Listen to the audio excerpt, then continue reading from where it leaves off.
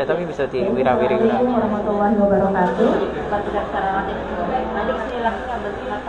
Selamat pagi, salam sejahtera untuk kita semua, Bapak Ibu. Bagaimana kabarnya hari ini? Luar biasa, alhamdulillah sehat nih.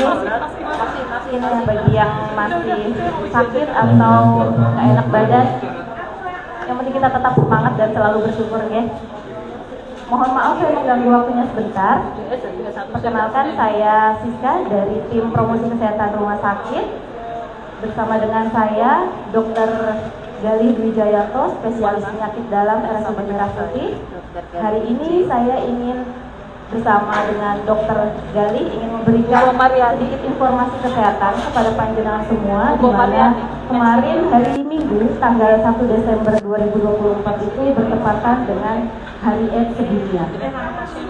Mungkin sudah tidak asing atau mungkin Bapak Ibu pernah mendengar HIV AIDS. Ada yang tahu Bapak penyakit apa Ibu? Belum tahu. Ada yang sudah tahu mungkin? Oh betul, AIDS adalah penyakit menular seksual Bapak Ibu. Dan ini sangat kasusnya sangat tinggi, di mana AIDS adalah acquired immunodeficiency syndrome. Dari penyakit ini merupakan tahap akhir daripada infeksi HIV, human immunodeficiency virus, yang sangat drastis untuk melemahkan sistem kekebalan tubuh dari manusia. Ya. Dan data dari Kementerian Kesehatan Republik Indonesia menyebutkan bahwa kasus HIV/AIDS ini masih didominasi 71%-nya itu pada kelompok pria dan 29%-nya adalah pada kelompok wanita. Terhitung sepanjang Januari hingga September 2024, kasus HIV ini lebih dari 35.000 dan kasus AIDS-nya sendiri itu lebih dari 12.000, di mana 90% penderitanya itu berada pada usia remaja hingga dewasa muda atau usia produktif. Mengerikan ya Bapak Ibu.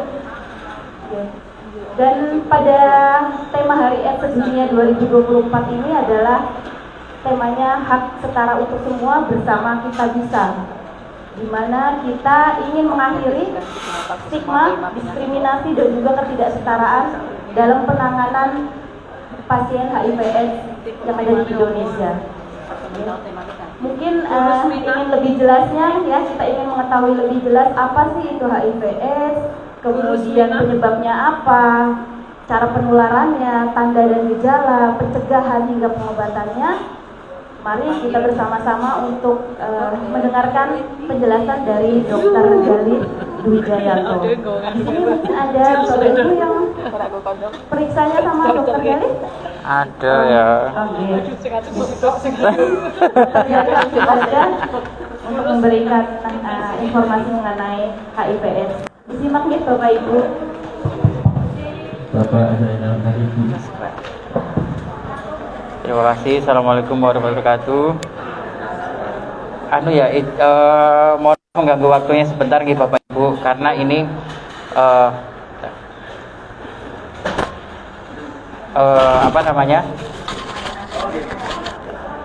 tadi yang dibilang Mbak Siska, terima kasih nggih atas waktunya Mbak Siska. Benar, 1 Januari kemarin itu diperingati Hari AIDS Sedunia Bapak Ibu. Sambil menunggu dipanggil mungkin di poli gigi ataupun di poli penyakit dalam yang lain, coba kita sharing ya Bu ya Bapak tentang HIV/AIDS. Tadi ada yang pernah disampaikan, ditanya Mbak Siska apa HIV/AIDS, katanya tadi apa, infeksi menular seksual. Itu cuma salah satu nggih. Sebenarnya masih banyak cara penularannya Bapak Ibu, tetapi pada prinsipnya HIV/AIDS itu apa?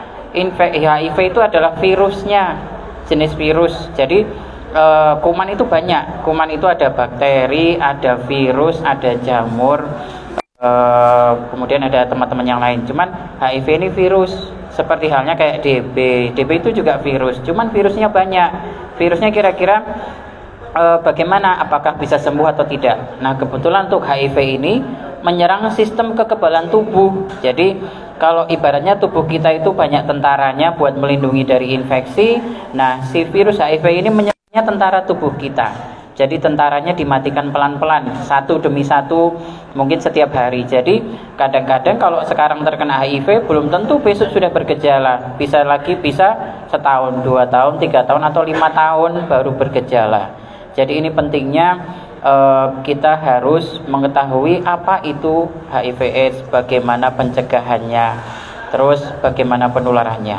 Nah, sekarang itu kita tahu HIV ya, virusnya. Sekarang apa sih AIDS itu? AIDS itu adalah gejalanya ketika sudah ditimbul, sudah terkena itu virus, gejalanya seperti apa? Kalau awal-awal Bapak Ibu di bulan-bulan pertama atau mau hari pertama ataupun sampai sebulan, 2 bulan, 3 bulan mungkin nggak ada keluhan, aman, cuman kayak batuk pilek biasa mungkin, habis itu sembuh. Nah setelah itu nanti muncul nih tentaranya mulai mati satu-satu. Nah kalau tentara kita, misalnya tentara imun tubuh kita hilang satu-satu, di saat kondisi tertentu yang sudah banyak tentaranya hilang, akhirnya muncullah bakteri lain gampang masuk, TBC gampang masuk. Jadi yang awalnya sehat-sehat kok tiba-tiba kena TBC, awalnya tiba-tiba sehat kok gampang kena tipes berulang kali, awalnya sehat kok tiba-tiba mulutnya jamuran banyak, kayak padahal udah sikat gigi tiap hari. Nah ini kenapa? Kok berat badannya turun drastis ya? Padahal makannya banyak. Nah ini perlu kita curigai adanya kekebalan tubuh kita yang menurun. Salah satunya adalah terkena infeksi HIV. Tapi walaupun kekebalan tubuh menurun nggak harus HIV, banyak. Tapi salah satunya adalah HIV. Ada ngapunten, ada ke arah kanker juga bisa, kekebalan tubuh kita juga menurun. Tapi yang topik kita bahas sekarang adalah HIV, karena ini topik yang masyarakat mungkin masih koyok awang-awang. HIV penyakit apa sih? Kayak penyakit ada di kota-kota besar, mungkin Jakarta, Semarang, mungkin Yogyakarta. Cuman sekarang ibaratnya kalau dulu kita berbicara tentang bahaya narkoba dulu awalnya itu cuman ada di Jakarta, kota besar. Nah sekarang sudah masuk ke desa, ke kabupaten, ke kecamatan. Sama halnya dengan HIV. Cuman makanya kita nggak boleh cuek, nggak boleh acuh, harus peduli apa itu HIV. Terus kemudian yaitu HIV lebih dekat dengan kita, mengincar sekitar kita, mengincar mungkin kita sendiri. Mungkin HIV juga berisiko ke anak-anak kita, cucu kita, ataupun tetangga kita dan sekitarnya. Makanya kita harus mulai paham. Ibaratnya dulu kita nggak paham apa diabetes, tapi sekarang alhamdulillah masyarakat sudah paham diabetes, tensi sudah paham. Nah itu ya terkait dengan HIV sama AIDS. Kemudian penularannya bagaimana? Nah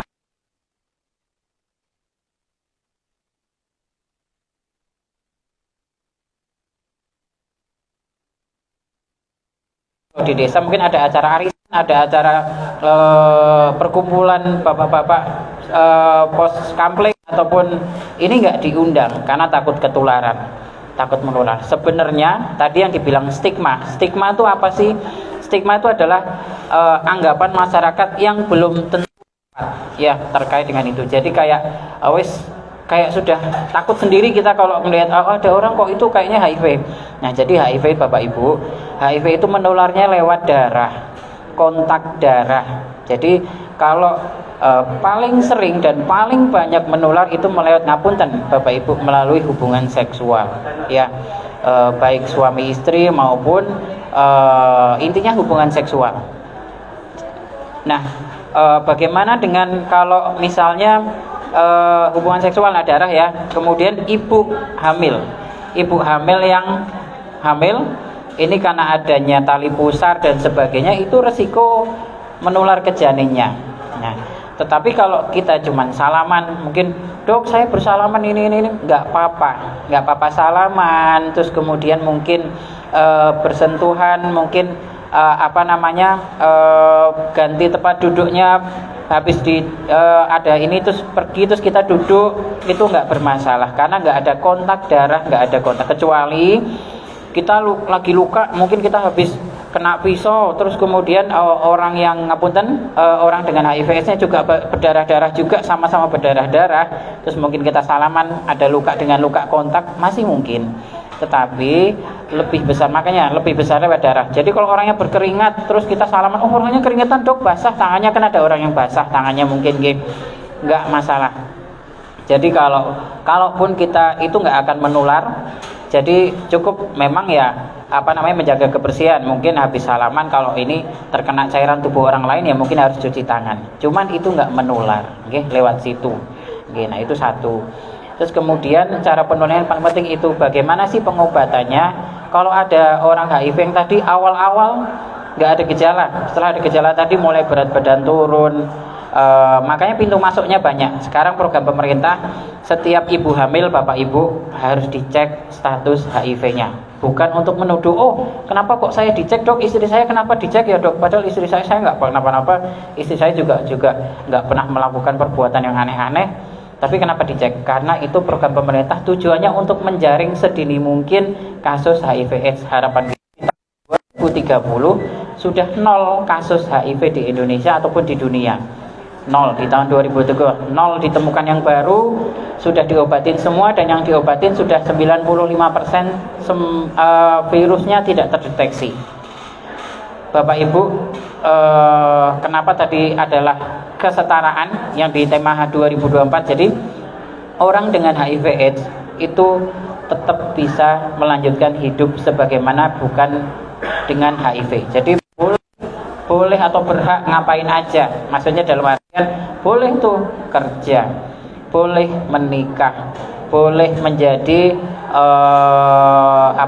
mungkin pimpinan perusahaan, boleh menjadi kepala desa, pak camat, tetap, tapi syaratnya satu, harus berobat, harus sehat, dan yang harus menghindari faktor resiko yang terjadi biar nggak menularkan.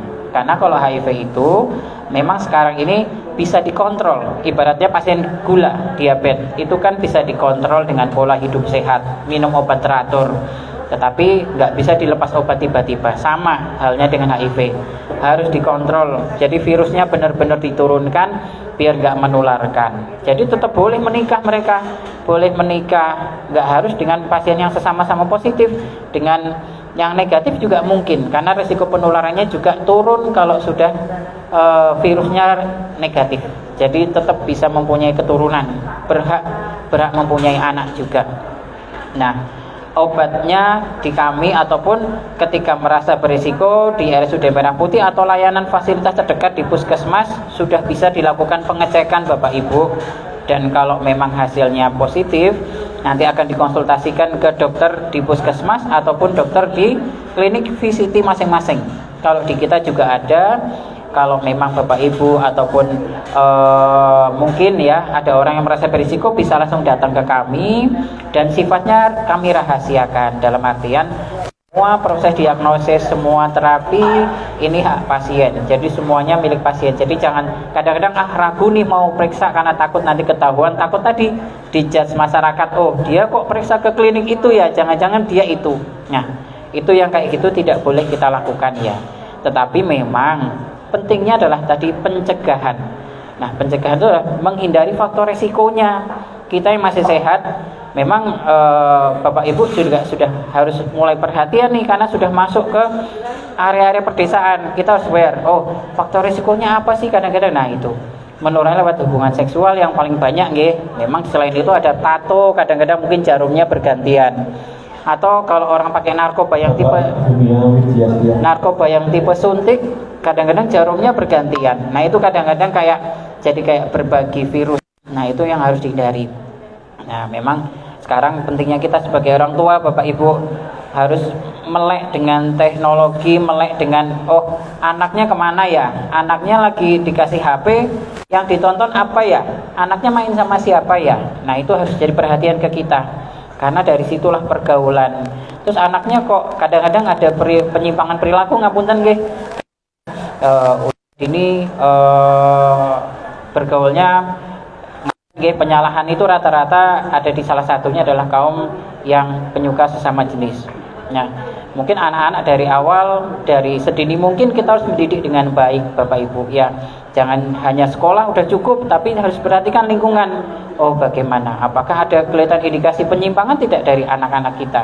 Kalau ada itu juga risiko, karena hubungan sesama jenis ini risikonya tinggi sekali ya. Jadi perhatikan. Dan apa yang ditonton sama anak-anak kita juga harus dikontrol. Termasuk nontonin apa sih, gamenya game apa misalnya, kan sekarang lagi marak gamenya apa. Kadang-kadang konten-konten yang kayak itu disesali di CCP di tontonan anak-anak kita. Jadi harus perhatikan aware-nya ke situ, nggih. Yang kedua yaitu tadi, tapi dengan syarat ketika sudah ada orang yang positif ya sudah, kita anggap dia sebagai manusia biasa, tetap boleh bersosialisasi, cuman tetap kita harus melindungi anak-anak keluarga kita, tetangga kita, ataupun desa kita. Kalau Bapak Ibu di sini ada yang kepala Pak Kadus ataupun Bu Lurah, ini penting sekali untuk menjaga masyarakat kita, okay? Untuk dari konten-konten tersebut. Mungkin ini sekian dari saya ya. Mungkin ada yang mau ditanyakan, silahkan. Tetapi pesan saya adalah kita tidak hanya berbicara tentang penularannya, tetapi kita mulai berbicara tentang pencegahannya. Ya, jadi harus aware, ibu hamil juga harus dicek. Kalau misalnya dari dokternya mau menyarankan bapak ibu ini kita izin untuk cek karena kok ada TBC-nya. Nah, karena pintu masuknya banyak tadi, dari ibu hamil, dari orang TBC, dari demam nggak sembuh-sembuh juga harus kita cek. Ya, jadi memang banyak pintu masuknya. Jadi kita sebagai masyarakat jangan takut mau dicek HIV. Oh, saya nanti dipositifkan kayak dulu era COVID. Oh, jangan-jangan saya dipositifkan COVID, ini permainan ada permainan sendiri enggak? Memang kita mengecek itu memang tujuannya untuk tadi, harapannya menyaring sedini mungkin, karena di awal-awal memang gejalanya nggak spesifik, cuma kayak batuk pilek biasa, tapi kok nggak sembuh-sembuh ya? Udah berbulan-bulan berkembang terus, tipesnya bolak-balik kampung, padahal udah dengan antibiotik dan sebagainya. Itu nanti juga harus konsultasi lebih lanjut. Mungkin sekian dari saya. Kalau ada pertanyaan monggo, saya sangat terbuka. Terima kasih. Assalamualaikum warahmatullahi wabarakatuh. Waalaikumsalam warahmatullahi wabarakatuh. Bentar gitu. Baik, Bapak Ibu, itu informasi ya sedikit dari Dokter Gali, spesialis penyakit dalam. Mungkin di sini Bapak Ibu ada yang ingin ditanyakan mengenai penjelasan dari beliau? Ada yang kurang jelas bisa konsultasi gratis nih sebentar nih, Dok. Tidak ada? Ini kan ada souvenir 2. Kalau nggak ada pertanyaan dikasih pertanyaan aja. Kalau tidak ada pertanyaan berarti panjenengan sudah paham nggih, mengerti apa itu HIVS. Dan karena kami ada 2 pertanyaan nih ya dari Dokter Galih, ingin menyampaikan 2 pertanyaan kepada panjenengan.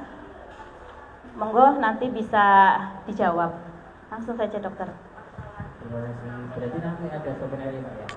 Oke. Ya. Pertanyaan ini ya cuman bonus ya Bu ya Bapak. Cuman pada intinya semoga tadi yang kita sampaikan nangkep dan bisa memberikan pengetahuan baru. Cuman cross check aja nih Bu, pertanyaan pertama. 2 risiko penularan dari mana? Cara penularannya? Monggo. Boleh Ibu disebutkan nama dan dari mana? Oh iya, saya Ibu Sri Surati dari Mlondo. Saya mengucapkan terima kasih tentang pengertian yang tadi disampaikan oleh Dokter Galih.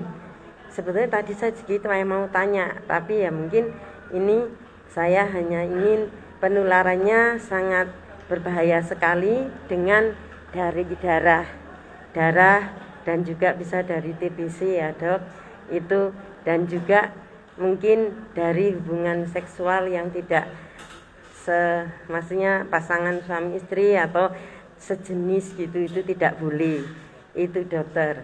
Nah itu aja Dokter, mungkin masih itu yang saya sampaikan. Sedikit saya bisa bertanya Dok. Ya begini Pak Dokter, dulu kan pernah saya mendengar bahwa AIDS ini juga berbahaya. Misalnya kita makan di rumah makan terus pakai tusuk gigi itu loh Pak Dokter, yang terbuka yang tidak tertutup itu sangat berbahaya enggak Pak Dokter? Terima kasih. Terima kasih untuk pertanyaannya, sangat bagus ya, dan memang aplikatif. Banyak masyarakat yang juga takut, khawatir ya Bu. Tadi jawabannya dulu ya, jawabannya benar Bu. Tadi memang dari hubungan suami istri yang tidak aman ataupun hubungan kelamin yang tidak aman dalam artian berganti-ganti pasangan, itu penting. Satu adalah kita harus setia sama pasangan kita ya, intinya itu sih. Terus pendidikan pendidikan ngapunten yang perlu banget anak-anak usia remaja ya, karena tadi fokusnya ke remaja, karena sekarang mulai ke remaja, mulai ke usia produktif. Penting sekali adalah pendidikan, yaitu tadi pendidikan risiko ini sama memang ya mungkin ngapunten moral, agama apapun pasti mengajarkan hal yang baik ya, dalam artian istilahnya adalah jangan pernah berhubungan seksual menikah dan bukan dengan pasangan kita ya, karena yang kita kenal kadang-kadang dia orang baik kok, dia nggak pernah menikah, tapi kan kita nggak pernah tahu, dan memang secara moral dan secara agama kan memang tidak diperbolehkan ya. Jadi mungkin itu pendidikan penting. Dan yang kedua, bagi kita yang sudah menikah, yaitu tadi setia, dan kalau ada masalah komunikasi yang baik dengan keluarga, karena itu pintu masuk kita untuk kadang-kadang ngapunten dari pengalaman karena dari komunikasi tidak baik suami istri, jadi nanti yang ngapunten ada kecabang lain dan sebagainya, itu hal yang memang harus kita perhatikan. Jadi benahi dulu komunikasi keluarga kita. Jadi mulai perhatikan anak-anak kita, tontonannya anak-anak kita sama, yaitu tadi suami istri harus komunikasi baik. Ya Bu, terima kasih Pak. Kemudian jawaban yang terkait dengan tusuk gigi Bu. Nah itu halnya tadi tusuk gigi, mungkin dengan sikat gigi kalau memang kebetulan mungkin lagi di mana terus ketuker sikat giginya terus sebenarnya virus HIV itu ngapunten Bu, ketika sudah di luar tubuh akan segera mati ya Bu, cepat matinya Bu, memang tidak bertahan lama di luar tubuh manusia ya. Jadi memang risiko penularannya sangat rendah sekali. Jadi apalagi sekarang rumah makan nggak mungkin Bu ada orang ini terus dimasukkan lagi ke situ, pasti hal yang baru ya. Kalaupun itu terjadi, insya Allah masih aman, karena memang risikonya rendah sekali. Virusnya sudah meninggal Bu, sudah inalilah ya. Jadi jangan terlalu khawatir ya. Sama-sama Bu. Matur nuwun Bu Sri, semoga terjawab nggih Bu. Mungkin satu lagi dokter. Satu lagi apa ya? Oh, ada yang mau tanya? Oh gitu. Boleh. Dari Ibu siapa gimana? Ibu Siti Karomah dari Bumirjo. Jadi, pertanyaan saya Dok, benarkah virus HIV itu bisa menularkan melalui jarum suntik? Terima kasih, itu aja. Ya. Ibu Karomah. Jarum suntik ya Bu, penularan lewat jarum suntik ada resikonya.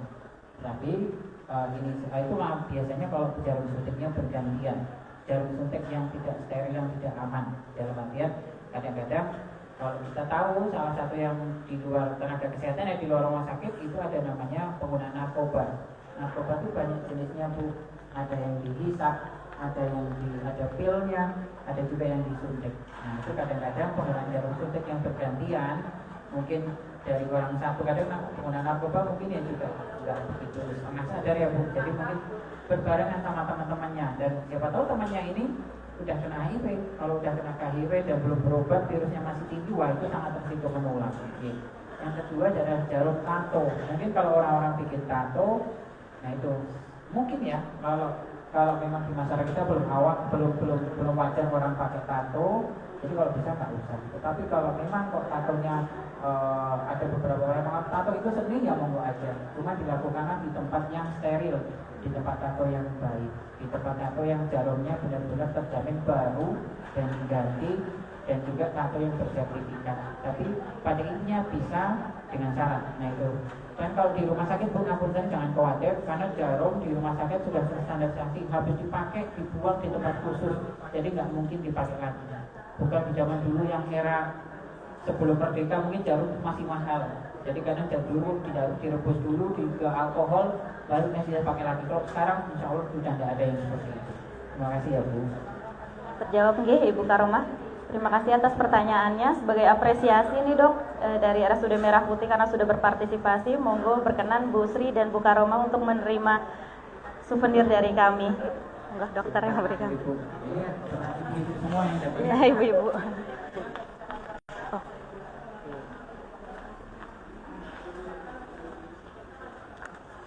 Monggo dokter yang memberikan. Pegang Dok. Di foto dulu Dok. Ya. Ampun.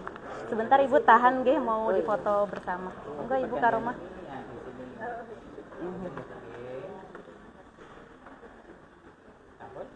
kita foto bersama Oh dulu. iya. Ngapunten nggih. Terima kasih ya dokter. Iya, Mbak, ya. Iya, sama-sama Bu. Baik, mungkin itu saja ya.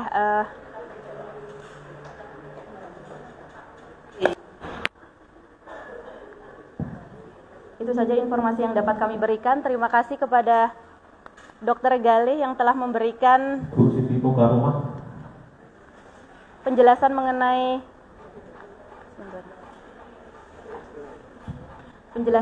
HIV/AIDS pada tahun ini. Intinya adalah kita harus menghindari faktor-faktor yang bisa menyebabkan terjadinya HIV/AIDS.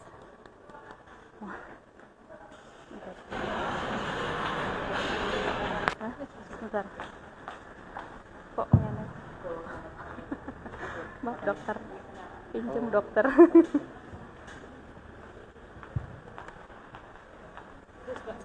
Iya. Sekedar menginformasikan Bapak Ibu, bagi Bapak Ibu yang ingin kontrol atau periksa kepada Dokter Gali itu ada hari sampai Sabtu hanya hari Minggu saja, dan RSUD Merah Putih juga menyediakan klinik VCT atau voluntary counseling and test.